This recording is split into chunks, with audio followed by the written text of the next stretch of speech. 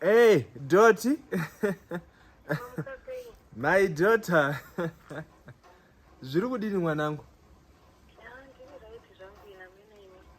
Mwanangu, what kind of behavior and stupidity are you warranting on your status?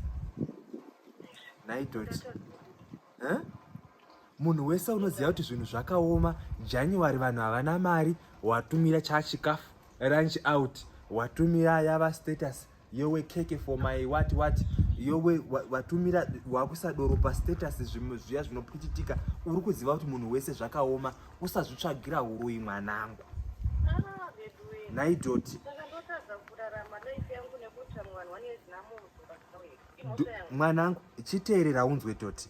You can't insult your ancestors twice by dating another married man usina chinhu chauri kuita development. Murume womunhu ngokuitisa development, uri pa attachment, uri pabasa mwanangu. That is not full time job. Chauri kuramba uchidaro, waraiti kubva zvawadanana nababa vaya chii chawati waita chine upenyu mukati memusha?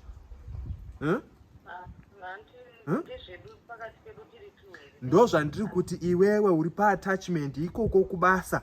Chero ukagona kunyora pakanzi coconut nechiuno murume womunhu unongodzoka mukadzi wake. Development. Munhu ngaite development. Development kana uchidana nemurume womunhu. Development kana wazvapera zvazopera. Iye zvinezvi mina ndikutaurire mwanangu. Ndiri kunaiwa mumbawo. Left yakanaya ndomhanya right. Right yakanaya ndomhanya left. Haumbofungi kuti tete vangu vanodawo marata. Iye zvino kutone promotion chaiko kuJarax. Marata ane mutengo wakaderera wakaslash wakarwa neJanuary disease. But you can't think about that.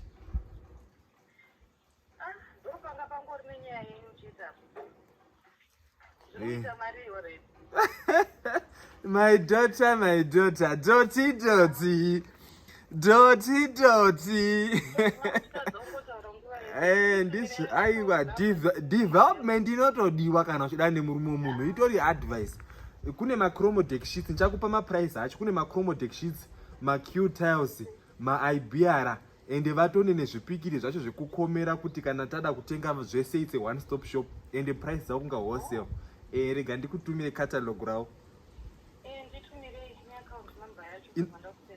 Dotty. Ndichakunamatira uwane varume wakawanda. What a relationship cannot do and a show can do better. Alright, mwanangu Dotty.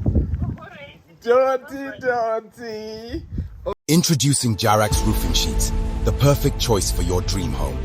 When it comes to protecting your home, durability and reliability matter.